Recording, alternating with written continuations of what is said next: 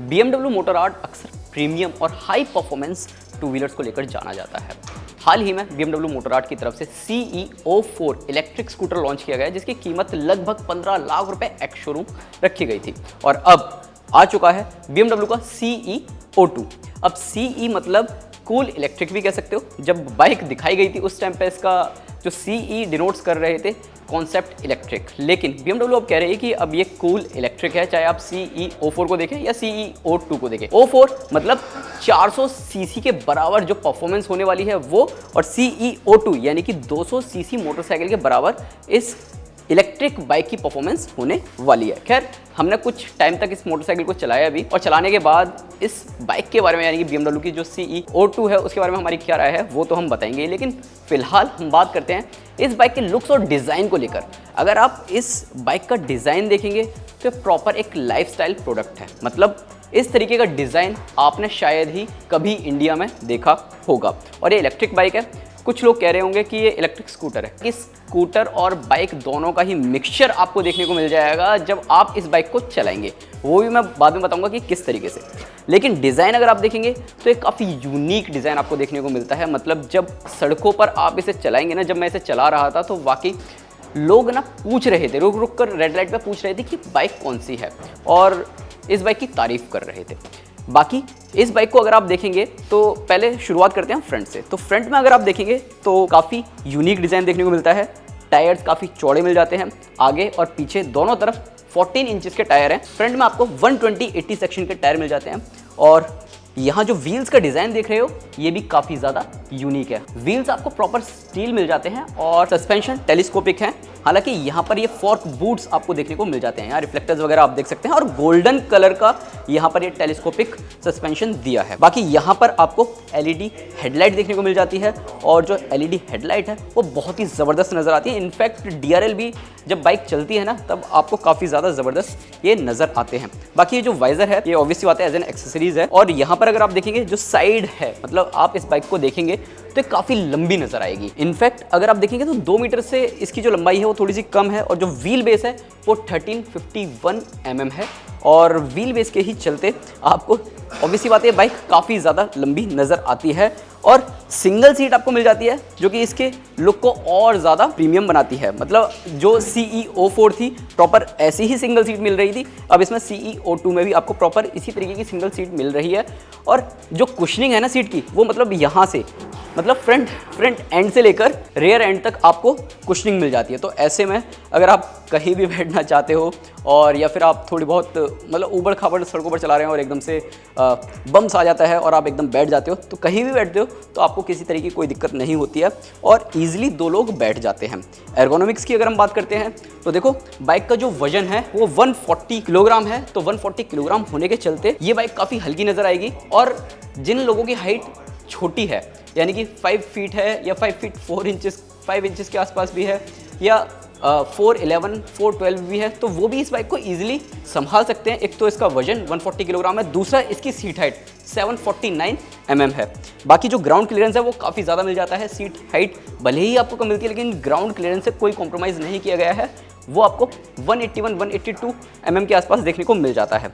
बाकी जो एर्गोनॉमिक्स है आपको हैंडल बार्स जो हैं वो स्ट्रेट मिलते हैं, और जो आपकी राइडिंग पोस्चर है वो आपको अपराइट मिल जाती है। बाकी अगर आप चलाएंगे तो अकेले चला रहे हैं तो आप यहाँ पर भी पैर रख सकते हैं कंफर्टेबल राइडिंग पोस्चर के लिए। साथ ही साथ अगर आपको थोड़ा सा स्पोर्टी राइडिंग पोस्चर चाहिए तो आप थोड़ा सा पीछे बैठकर यहाँ पर भी आप अपने पैर रख सकते हैं। खैर, ये वाले जो फुट रेस्ट है ये पिलियन राइडर के लिए हैं। ट्यूबुलर चेसी के साथ इसमें आपको डबल लूप स्टील फ्रेम मिलता है, तो ऐसे में यहाँ पर ये प्रॉपर फ्रेम वगैरह तो दिख रहा होगा, और यहाँ भी अगर आप देखेंगे तो यहाँ काफ़ी ज़्यादा स्पेस आपको देखने को मिल जाता है। हालांकि यहाँ पर आप कुछ रख नहीं सकते हैं। बाकी BMW की बैजिंग यहाँ भी मिल जाती है, साइड में भी मिल जाती है, और साथ ही साथ पीछे की तरफ अगर आप आते हैं तो यहाँ पर ये ग्रेब हैंडल्स मिल जाते हैं जो कि स्प्लिट है। मतलब पिलियन राइडर अगर इन्हें पकड़ के बैठेगा तो उसे किसी तरीके की कोई दिक्कत नहीं होने वाली है।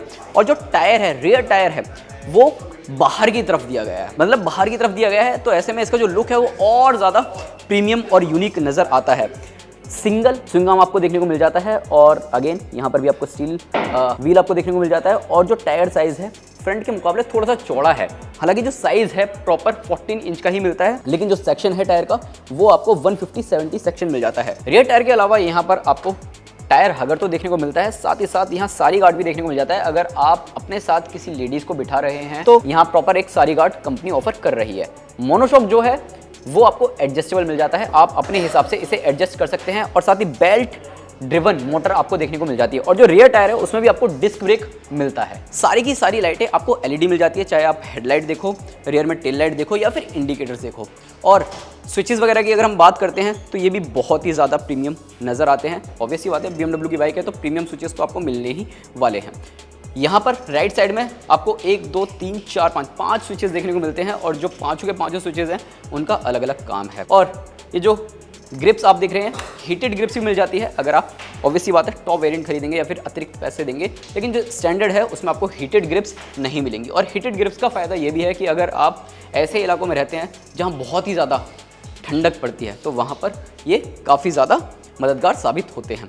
इसके अलावा ब्रेक लीवर्स अगर आप देखते हैं तो दोनों ही आपको एडजस्टेबल मिल जाते हैं। आप अपनी हाथ के साइज़ के हिसाब से इन्हें 5 स्टेप में एडजस्ट कर सकते हैं। और यहीं पर आपको 3.5 इंचेस की एक TFT स्क्रीन मिल जाती है, कलर स्क्रीन है और इसमें तमाम जानकारियाँ देखने को मिल जाती है। ऑडोमीटर से रिलेटेड, चार्जिंग टाइम से रिलेटेड या फिर चार्जिंग कितनी बची है उससे रिलेटेड, मोड्स कौन सा यूज़ कर रहे हैं उससे रिलेटेड। हाँ, मोड्स की मैं बात कर लेता हूँ। यहाँ पर मोड का बटन दिया गया है। वैसे तो स्टैंडर्ड BMW की CEO2 में 2 राइड मोड्स मिलते हैं, फ्लो और सर्फ। लेकिन अगर आप टॉप वेरिएंट खरीदेंगे तो आपको 3 राइड मोड्स मिल जाएंगे, जिसमें एक और ऐड हो जाएगा फ्लैश, यानी कि फ्लो, सर्फ एंड फ्लैश।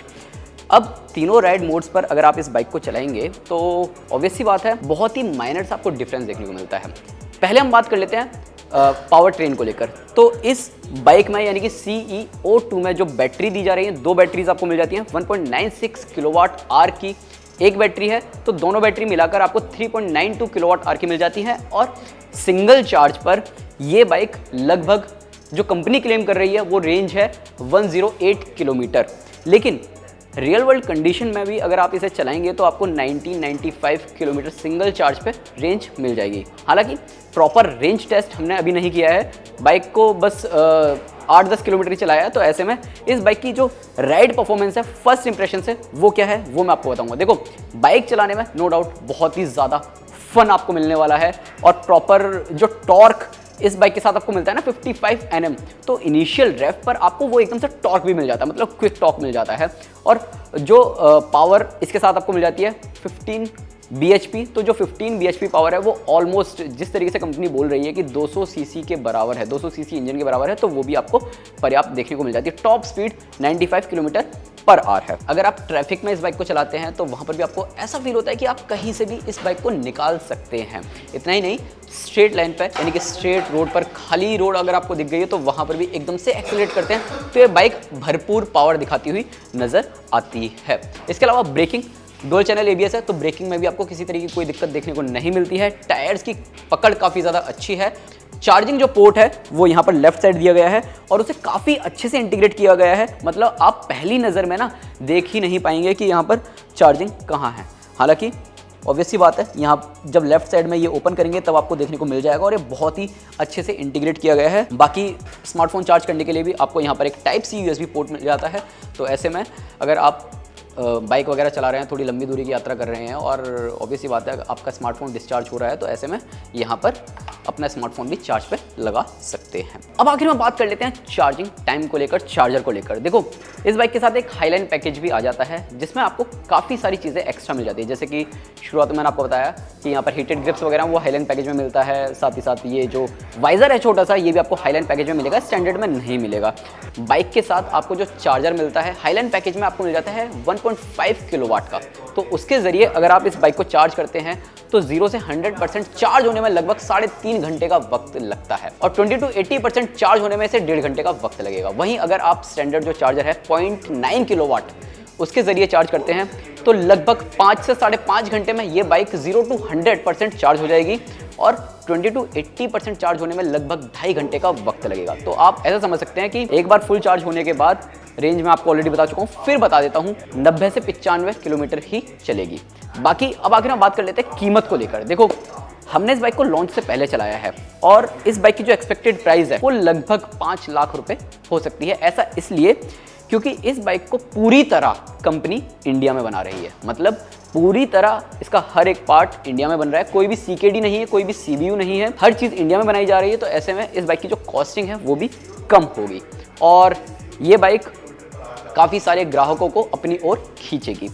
इतना ही नहीं, इंडिया में बनाने के बाद कंपनी इस बाइक को इंडिया से बाहर दूसरे देशों में भी एक्सपोर्ट करेगी, तो ये भी हमारे लिए एक गर्व की बात है। ओवरऑल आप बताओ आपकी क्या राय है इस BMW CE02 को लेकर। साथ ही साथ वीडियो पसंद आया हो तो लाइक करें, चैनल पर पहली बार आए हैं तो सब्सक्राइब करना ना भूलें।